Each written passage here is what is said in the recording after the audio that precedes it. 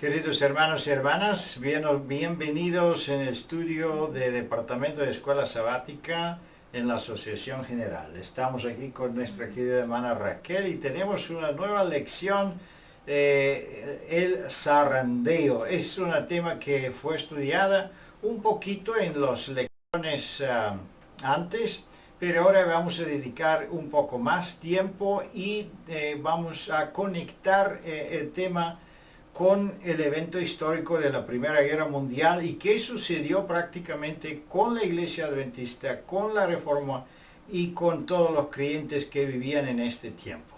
Con ayuda de Dios queremos empezar, pero con una oración en silencio e invitar la presencia de Dios con nosotros.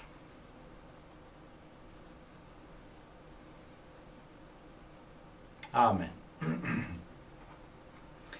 Vamos a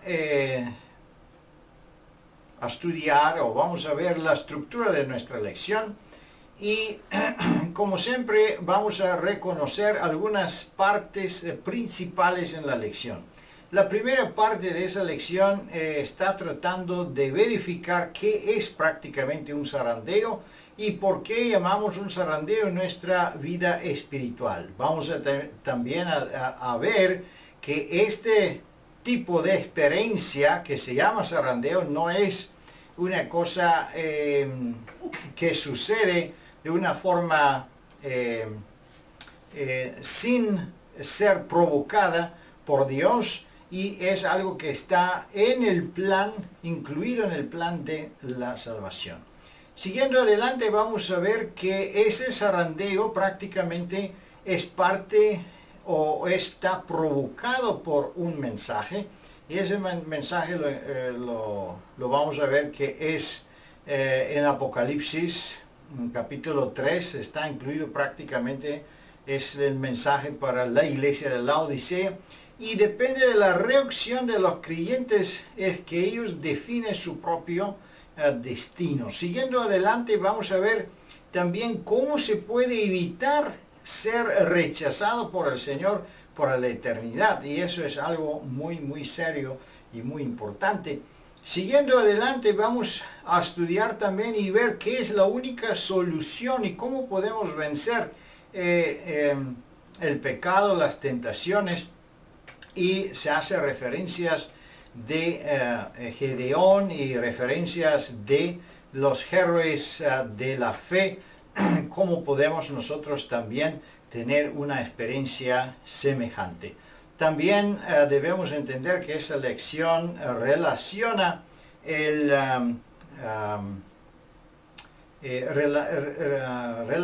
zarandeo con eventos muy importantes en la vida espiritual, como es la lluvia tardía, como es el sellamiento, como es la preparación de la ley dominical y los últimos días, y prácticamente es la preparación final para el pueblo de Dios. Así que recomendamos que se dedica el tiempo de estudio de parte de los profesores porque cada pregunta tiene y coincide con varios puntos muy importantes y es posible que muchas preguntas van a surgir de parte del pueblo y debemos estar dispuestos y preparados para responder en el tiempo, corto tiempo que tenemos para la lección de la escuela sabática. Pero bueno, con ayuda de Dios también gozamos con la presencia de la hermana Raquel y con sus comentarios. Así que seguimos adelante ahora y vamos a ver pregunta por pregunta. La primera pregunta, ¿qué le contó Jesús a Simón que pronto sucederá? ¿Qué dijo Jesús a Simón en su conversación? De acuerdo a Lucas 22, el Señor anunció con anterioridad a Pedro que una crisis iba a sobrevenir. Y el término que encontramos, que seréis zarandeados como a trigo, implica que no es un movimiento suave, acomodaticio, sino que es realmente violento, agresivo y es una situación que amerita una reacción. De acuerdo a Pedro, nosotros sabemos que lamentablemente él falló en ese zarandeo, pero el Señor le dijo, yo estoy orando por ti para que tu fe no falte. Y una vez vuelto, confirma a tus hermanos. Cuando lo relacionamos con la cita del Antiguo Testamento de Amós 9:9, se confirma de nuevo que los fieles, aún en el zarandeo, ni un grano caerá a tierra de aquellos que son los fieles a Dios. Así que el zarandeo no tiene el propósito de destrucción. El zarandeo tiene el propósito de preseleccionar, de hacer que los granos más pesados, más firmes, queden, no se vayan en el aire todo el tamo, y solo los granos firmes, contundentes y que han ganado peso y vigor son los que permanecen dentro de la zaranda y los que finalmente son recogidos. Ese es el aspecto literal del término. Sin embargo, espiritualmente el Señor también le dio una proyección muy importante. El zarandeo tiene el propósito, 1, de separar el tamo del trigo. 2, fortalecer y confirmar al grano que queda, porque es almacenado y preparado para su recogida final en la venida de Cristo. Y tercer elemento, tiene el propósito de fortalecer la fe y confirmar de tal manera la espiritualidad de los fieles que den un impulso impactante para, con su experiencia y su ejemplo, por la presentación de la verdad, otros puedan ser confirmados y ganados. Así que tiene un triple efecto de positivo el zarandeo. Muchas gracias, muy interesante. Prácticamente nadie quiere ser zarandeado, ¿verdad? Nadie quiere ponerse en una situación donde se le mueve la fundación, el fundamento. Eso es prácticamente una situación de dudas, una situación de ataques, de mucha oración y también un tiempo confusión en qué situación la persona no sabe qué decisión debe tomar. Algo que nosotros conocemos bien, estudiamos en nuestra escuela sabática todo el tiempo, no es un asunto de zarandeo, pero seguro va a surgir una situación en que nosotros no estamos preparados, y eso es cuando el zarandeo entra en nuestra vida. Pero seguimos adelante y vamos a ver qué sucede en la segunda pregunta, porque entendemos que históricamente eso sucedió con todo el pueblo adventista y prácticamente con todos los cristianos en el tiempo de la Primera Guerra Mundial. Y ellos estaban sorprendidos. Inexpectadamente sucede ese tiempo muy difícil. Seguimos la segunda pregunta. ¿Antes de qué evento principal ocurrirá este proceso de purificación? El Señor tiene un propósito específico para el zarandeo. El problema es que nosotros, como seres humanos, siempre vemos los momentos de crisis o de tribulación con una connotación negativa y oscura. Aquí esta pregunta intenta desenfocarnos de esa perspectiva negativista y ver el zarandeo como el efecto final de una acción que el Señor tiene como propósito. Cuando los fieles pasan por situaciones críticas que necesitan tomar una posición firme, Dios tiene el propósito de que se purifique, de que se afine, de que se limpie, de que toda la escoria y toda la impureza sea eliminada por las pruebas y dificultades por las que se pasan. Así que no hay que enfocarse tanto en el zarandeo como un elemento negativo a evitar, sino verlo no como un fin en sí mismo, sino como un medio para conseguir un fin más elevado y digno. ¿En qué sentido? Cuando el Señor trabaja con su pueblo, que pasa por dificultades y problemas, Él ha garantizado, como le dijo a Pedro, yo oro para que tu fe no falte.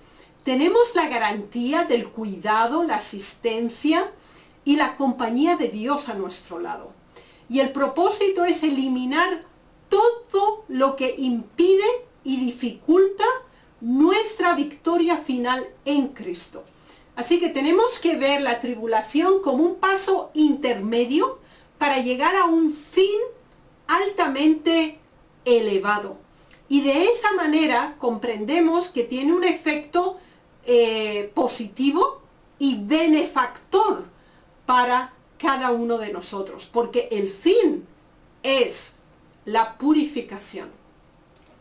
Muy interesante es la purificación, y vamos a ver también más adelante en nuestra lección que esta preparación prácticamente prepara al pueblo para la lluvia tardía. También prepara el pueblo para el sellamiento, y eso es un asunto muy importante, porque muchos de los reformadores esperaban que en ese tiempo de la guerra también se va a demorar la lluvia tardía, que es muy cerca del fin, exactamente porque los 4 vientos soplaron o dejaron a soplar por la involucración de todos los continentes, y casi todo el planeta estaba involucrada en esta guerra mundial. Así que entendemos que este zarandeo no solo fue un zarandeo de un nivel personal, pero también en un nivel histórico fue zarandeado de toda la humanidad, y especialmente todos los cristianos fueron zarandeados, y la Iglesia Adventista, por supuesto, también entra en este cuadro. Vamos a ver qué sucede más adelante. En la pregunta número 3 dice: ¿qué declaración del testigo fiel, Cristo, en la iglesia Laodicea causa un zarandeo? Eso se mencionó en lecciones, algunas lecciones antes, pero aquí tenemos algunos detalles muy importantes. Sí, la declaración de Cristo, aquel que es testigo de lo que está ocurriendo en el último periodo de la historia del pueblo de Dios y que causa un zarandeo, es la confrontación con la realidad. Por una parte, la condición de la realidad interna y espiritual del pueblo de Dios. Nos damos cuenta que la percepción que el pueblo tiene de sí mismo es muy elevada. Es rico, no tiene necesidad de nada y está enriquecido en extremo. O sea, es autosuficiente y está en una condición óptima y perfecta. Esa no es la realidad. Y el choque se produce, el zarandeo se da cuando los miembros de la iglesia, el pueblo de Dios, es confrontado con su realidad espiritual. Y es la que nos dice que el testigo fiel declara, que es Cristo. Pero eres ciego, pobre, desnudo, miserable y desventurado. Así que la perspectiva con la que Dios nos ve es la opuesta a la que nosotros consideramos. Eso produce un zarandeo a nivel interno. Ahora, al confrontarse con la realidad externa, se demuestra que realmente sí, hay carencias vitales y graves dentro del pueblo de Dios. Y por esa razón, el Señor requiere un despertamiento, un enfrentamiento y un reconocimiento de la condición real. Y lo hace el Señor con el propósito de que no se llegue a un rechazo completo, porque el Señor requiere un cambio de condición. Que el paso intermedio, que es lo característico de este periodo, que es la tibieza, es la no definición, es la neutralidad, es la diplomacia, es una actitud acomodaticia espiritualmente. Es abominable esa actitud delante de Dios. Y el Señor exige una definición y exige un cambio de actitud. Muchas gracias, interesante. A veces tenía discusiones con otros pastores. ¿Qué significa prácticamente ser frío y ser caliente? Y es interesante que normalmente en nuestra opinión el frío se considera ser algo negativo y caliente espiritualmente se considera algo positivo, pero en el contexto de ese texto entendemos que frío y caliente se considera lo positivo y el intermedio que es prácticamente el tibio es que se considera lo negativo.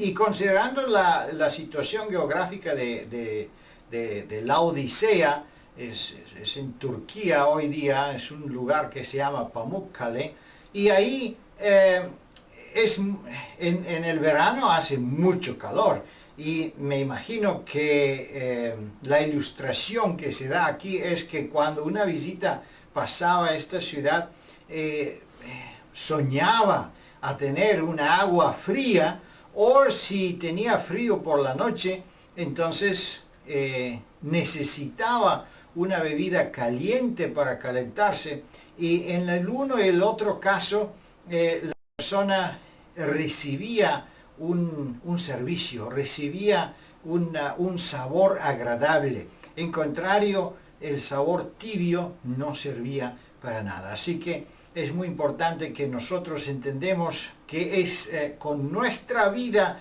debemos servir a Dios, debemos ser útiles, o refrescar al pecador como el agua fría, o calentarlo con un té caliente, pero de todas maneras debemos ser servicial, debemos ser parte del plan de Dios, del servicio del Señor. Siguiendo adelante, vamos a ver la próxima pregunta. ¿Cuál es la única manera de evitar ser vomitado o rechazado para siempre? El Señor da un consejo triple.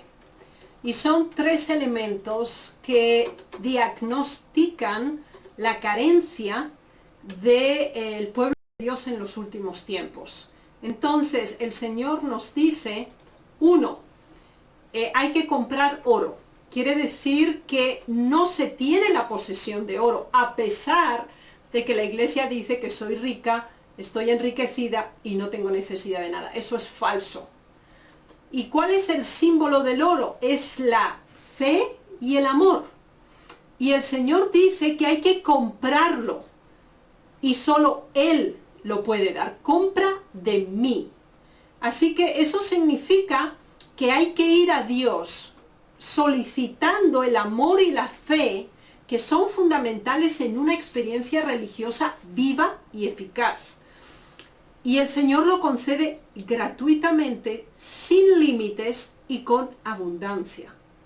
Segundo elemento, que es fundamental, es las vestiduras blancas. ¿Con qué fin?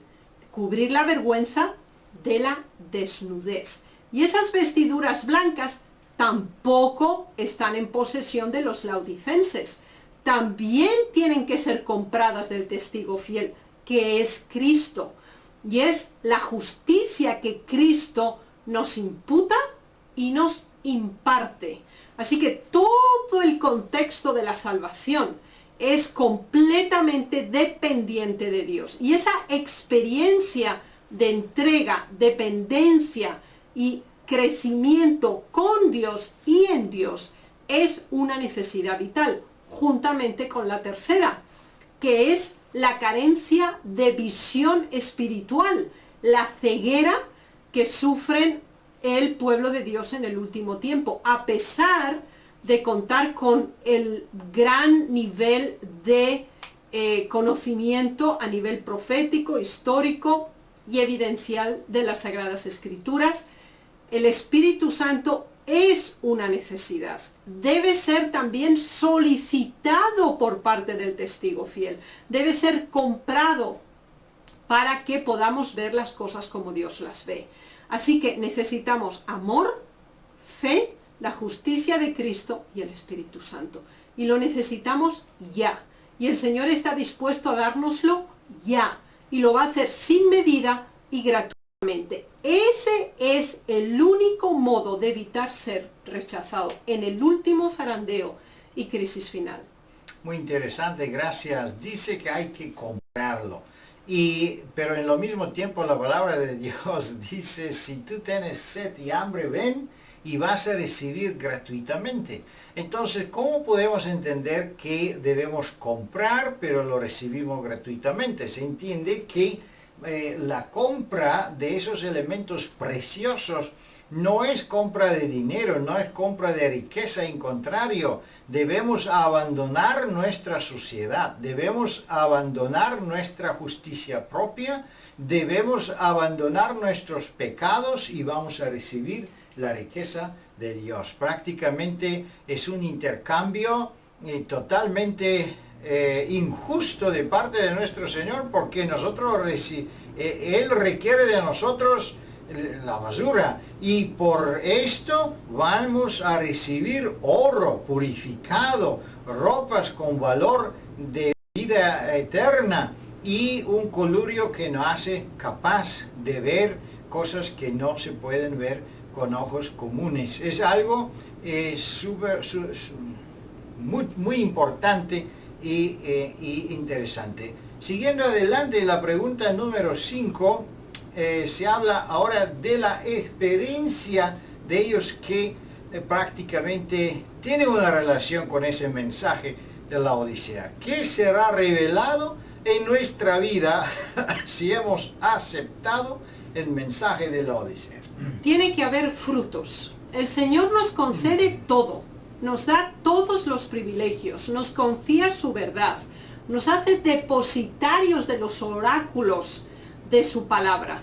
Y Él espera una reacción, Él espera frutos, espera resultados, y es altamente justificado que sea así. Entonces, los frutos deben corresponder a la confianza, a la entrega y al depósito que se ha hecho. Tiene que haber resultados. ¿Cómo mide el Señor estos resultados? De acuerdo a Isaías 62:10 se nos dice que tiene que haber una actitud activa y positiva. ¿En qué sentido?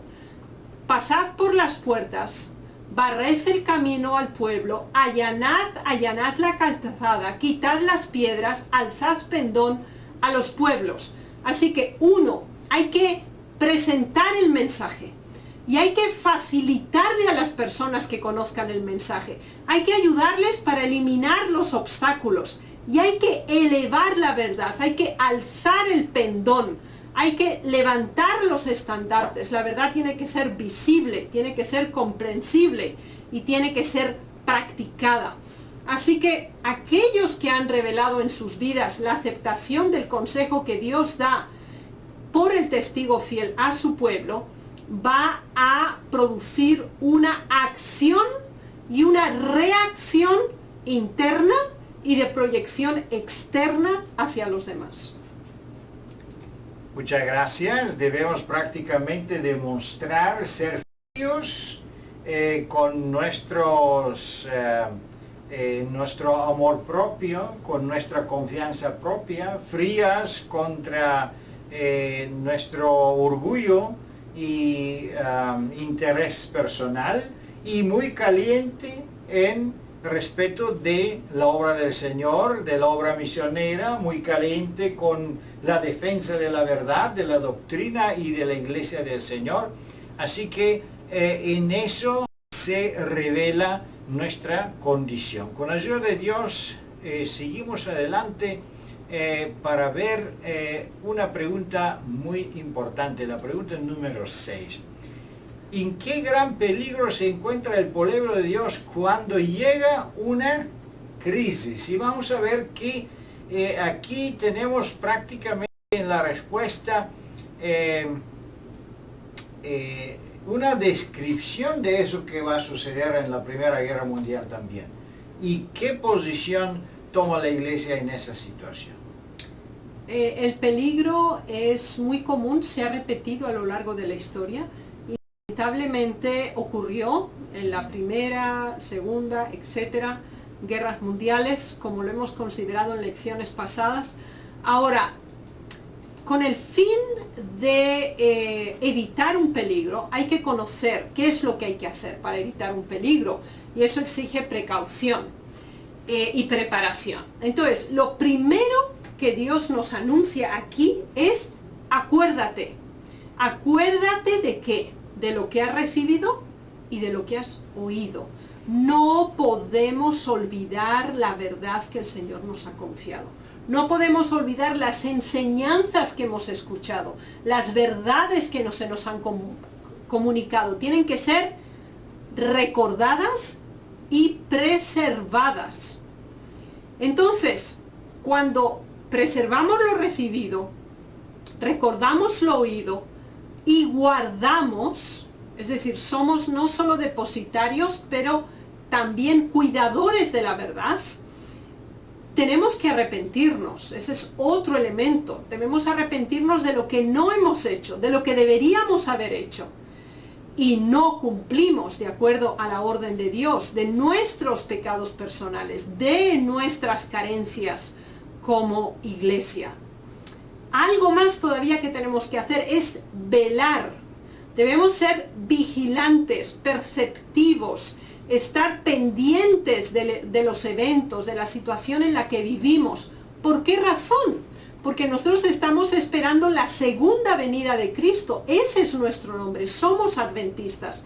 Eso lleva a que seamos conscientes del tiempo en que vivimos y orientemos nuestra vida de acuerdo a esa esperanza.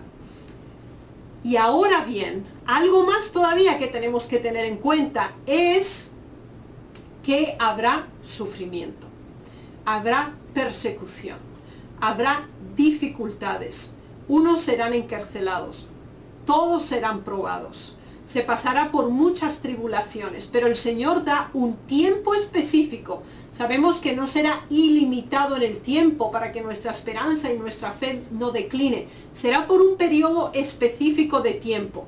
Y el Señor dice: permanece, sé fiel, hasta la muerte si es necesario. Sabemos que algunos de los que serán salvos pasarán por la muerte antes que el tiempo de gracia termine. Y entonces la victoria será concedida a todos, la corona de la vida. Así que debemos analizar estos elementos que deben ser parte de nuestra vida individual y colectiva como iglesia para permanecer fieles hasta el fin. Muchas gracias. Interesante, aquí tenemos el testimonio, Testimonios para la Iglesia, tomo 5, y ahí tenemos una profecía literal exacta del cumplimiento y su cumplimiento en la Primera Guerra Mundial. Observemos ese texto, por favor. Aquí dice: tenemos delante de nosotros la perspectiva de una lucha larga, consiguiendo de encarcelamiento, pérdida de bienes y aún de la vida misma, para defender la ley de Dios que es anulada por las leyes de los hombres. Exactamente la situación en la Primera Guerra Mundial, donde todos los cristianos fueron forzados por los gobiernos humanos, políticos, para participar en la guerra, transgredir la ley de Dios, prácticamente transgredir todos los principios cristianos, porque la guerra es un lugar bajo el control del diablo, de los demonios. Entonces entendemos que ahí el zarandeo fue muy fuerte y muy claro, pero gracias a Dios tenían fieles o fueron fieles seguidores de Cristo que obtenían la fuerza a ser fiel en este momento difícil. En contrario, la Iglesia Adventista se preocupó exactamente para no ser encarcelados sus miembros, para no perder sus bienes, para no perder su influencia y su dinero. Entonces ellos hicieron un compromiso con la verdad, transgrediendo la ley de Dios. Seguimos adelante y vamos a ver en la pregunta número 7 que dice: ¿a quién usa Dios como sus instrumentos para dar el mensaje de reavivamiento a su pueblo y al mundo. Tienen dos características, son sus testigos y son sus siervos. Y esto realmente son dos cualificaciones que son parejas. Es decir, son testigos porque narran, comunican, transfieren la verdad pura tal cual en Dios. Y son siervos porque sirven a la humanidad, tienen una disponibilidad al sacrificio, a la ayuda, a la asistencia, a todos aquellos con los cuales comunican la verdad. Y el objetivo es precisamente comunicar lo que se conoce, lo que se cree, lo que se ha entendido de cómo el Señor ha hecho esa obra maravillosa en nosotros y a través de nosotros. Muy interesante, gracias. ¿A quién usa Dios? Instrumentos fieles. Instrumentos o gente que abrieron la puerta para que Jesús puede entrar. Este texto también es una Apocalipsis 3:20, es una respuesta de la otra pregunta que decía qué podemos hacer para no ser rechazados de Dios.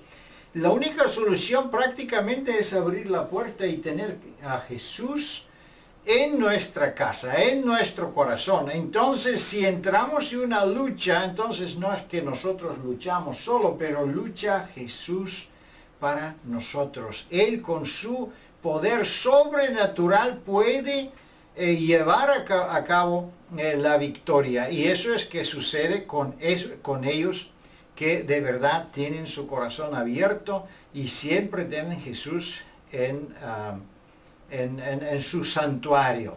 Seguimos adelante con la pregunta número 8 y vamos a ver qué es la única forma prácticamente de obtener victoria. Eso es si Dios está con nosotros.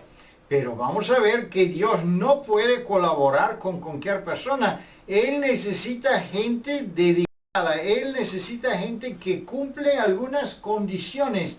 ¿Y qué condiciones prácticamente requería nuestro Señor aquí de los soldados de Gibeón? En Jueces 7 se nos describe el momento específico en que debían seleccionarse aquellos que habían sido llamados para enfrentar a los madianitas. Gedeón había sido elegido por Dios, él iba a ser el líder que iba a conducir al pueblo, como Dios ya le había garantizado, a la liberación de los madianitas. Sin embargo, encontramos aquí 3 niveles de llamado. El primero de ellos fue la proclamación genérica, es decir, Gedeón convocó a las tribus para que todos aquellos que estuvieran dispuestos a defender la causa de Dios, liberarse del enemigo, por favor, se unieran al ejército para obtener esta victoria que Dios ya había garantizado. Ahora, cuando se habían reunido todos los que estaban dispuestos, el Señor pidió a Gedeón que hiciera una invitación para que todos los que tuvieran temor o de algún modo se sintieran inseguros, tuvieran la oportunidad de volverse a sus casas sin ningún tipo de problema. Y ahora viene el tercer nivel de selección, y es cuando los restantes de la selección anterior tienen que enfrentar una prueba. Y tenía que ver con la toma del agua. ¿Cómo lo iban a hacer? ¿Lamiendo el agua como un perro? ¿O lo iban a beber tomando agua con la mano y beberla de la mano? Ese elemento era significativo. Bien, en esos 3 niveles de selección se fue reduciendo el número vez tras vez, hasta que se quedó únicamente con 300 hombres. De manera que no pudiera haber ni la más mínima sospecha por el número de los que formaban el ejército de Israel que su capacidad les había dado la victoria, ya que era innumerable el ejército de los madianitas y era insignificante el ejército de Gedeón con 300 hombres. Así que la victoria iba a ser con garantía para Dios. Ahora, ¿qué elemento debe considerarse en ese proceso que nos da como ejemplo la experiencia de Gedeón. El Señor llama a todos, al mundo, a que acepte la verdad. Solamente una parte la acepta. Después de eso, el Señor requiere un compromiso para que dejemos atrás nuestros vínculos, nuestras conexiones, nuestros hábitos. Si no estamos dispuestos a hacerlo, estamos en nuestro segundo nivel de preselección y ahí quedamos eliminados. Después tenemos otro tercer nivel y es aquel por medio del cual nuestras necesidades básicas están puestas en cuestión. Es un elemento de supervivencia. Y ahora tenían que beber, todos necesitaban beber, era una necesidad vital. Ahora, ¿cómo lo iban a hacer? Iban a sobreponer su necesidad al peligro y al deber, o iban a someter su necesidad al deber y a la responsabilidad. Y este elemento era significativo. Aquellos que fueron vigilantes y también suplieron su necesidad fueron los elegidos. Y por lo tanto, vemos que en cada uno de los niveles de zarandeo, de crisis, se consigue una depuración, se consigue una selección, hasta que finalmente se superan todas las pruebas y se llega a el punto en el que el Señor puede usarnos. Debemos entender que el zarandeo es progresivo. La hermana White declara que ya ha comenzado e irá intensificándose con el tiempo. El zarandeo tiene el propósito de purificar y preparar un pueblo para la tribulación final y es un privilegio ser parte del proceso de purificación, cuando tenemos como objetivo el fin último. Muchas gracias. Y aquí también en esta batalla de Gelión, esa guerra, prácticamente la victoria fue obtenida por un milagro sobrenatural, una interveniencia de Dios sobrenatural.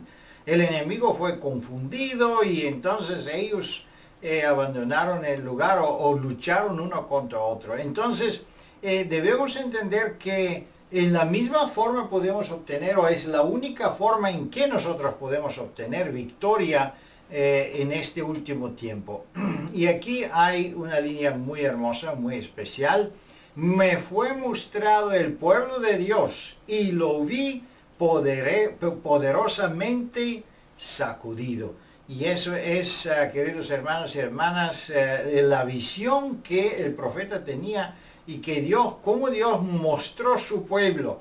El pueblo de Dios no son gente que tiene miedo, que se asustan de dificultades, que no toma posición, pero es un pueblo que sobrepasa con ayuda de Dios las dificultades y permanece firme.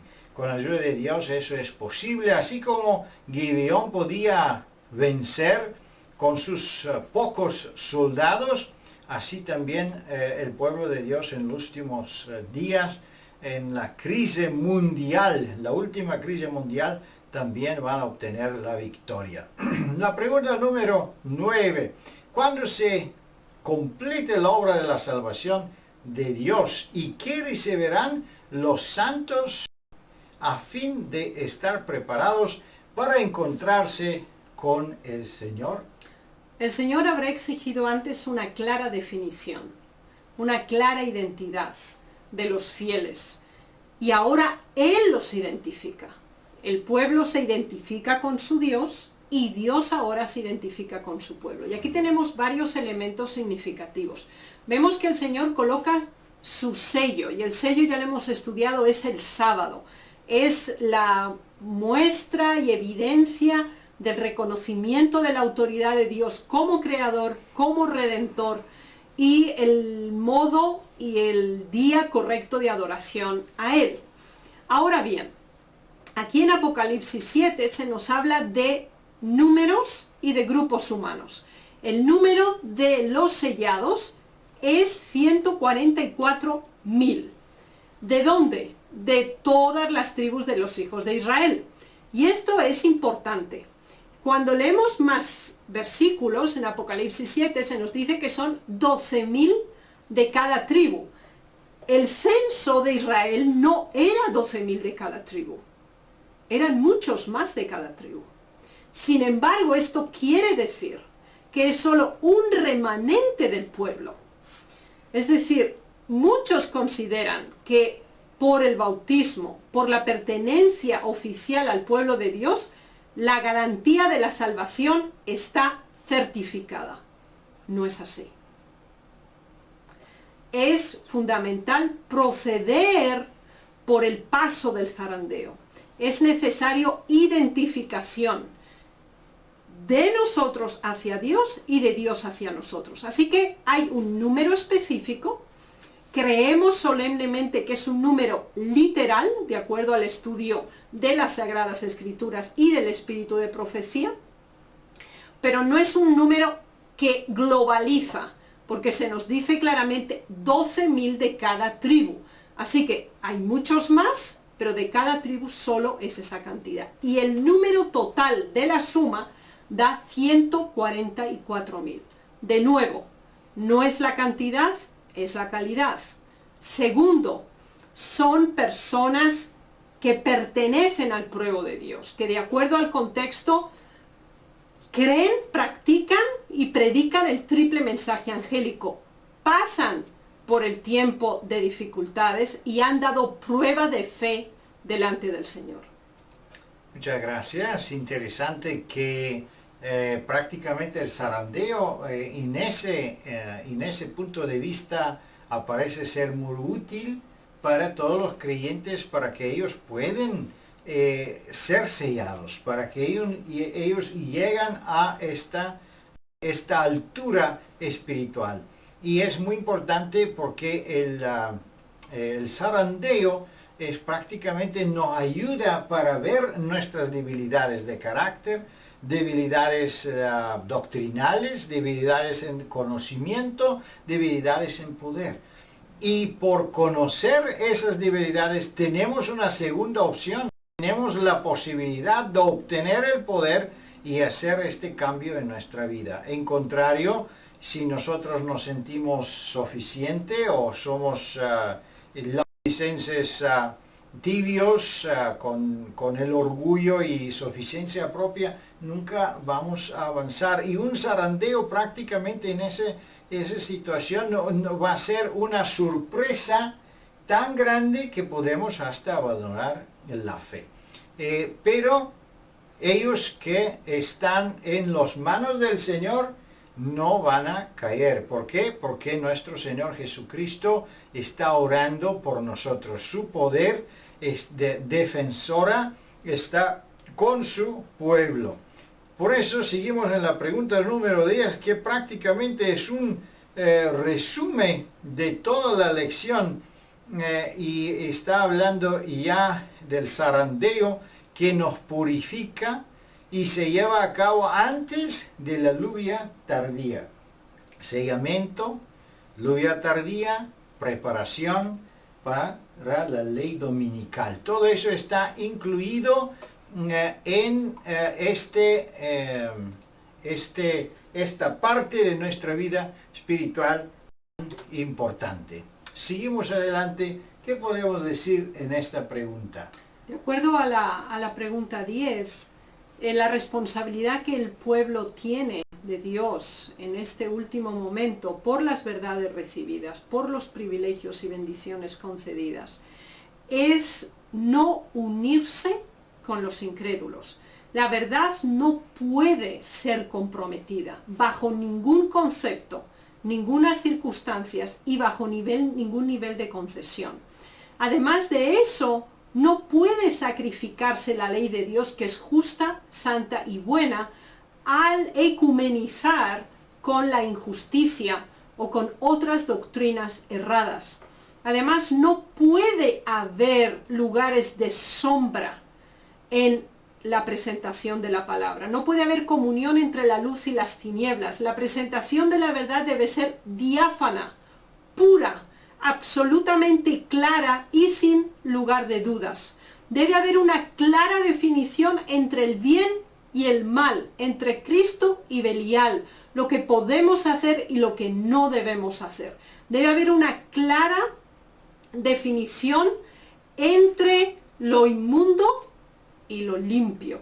y debemos separarnos de todo aquello que nos separa de Dios. Así que la pureza en la verdad, la pureza en nuestra vida espiritual y la pureza como pueblo de Dios y como representantes de Él en esta tierra es una responsabilidad directa.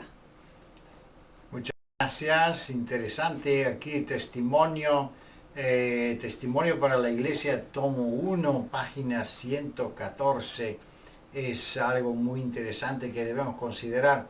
Vi que era necesario hacer esfuerzos definidos para mostrar a los que llevan una vida impía al daño que están haciendo, y si no se reforman, debieran ser separados de los rectos y santos. Debemos entender que la Iglesia tiene un propósito y tiene un deber de separar los puros y los impuros. Debemos hacer una reforma y no solo esperar una crisis o una guerra mundial para que empezar a reformarnos. No, debemos reformarnos constantemente en nivel de la Iglesia, en nivel de las familias, en nivel personal. Debemos diariamente participar en un reavivamiento y reforma, porque eso es la forma como podemos llegar a una santificación y recibir la lluvia tardía y ser preparados para todos los crisis del último día, del tiempo, del fin, como está profetizado. Con ayuda de Dios, queridos hermanos y hermanas, así que como Gibeón venció, así nosotros podemos vencer, porque tenemos disponible el poder divino. Es un poder sobrenatural que nadie lo puede vencer. Así que abrimos la puerta e invitamos a nuestro Señor Jesucristo para que Él puede venir en nuestros corazones. Que Dios le bendiga y le guarde, queridos hermanos y hermanas. Disfrutan esa lección y con la ayuda de Dios nos vemos la próxima semana. Amén.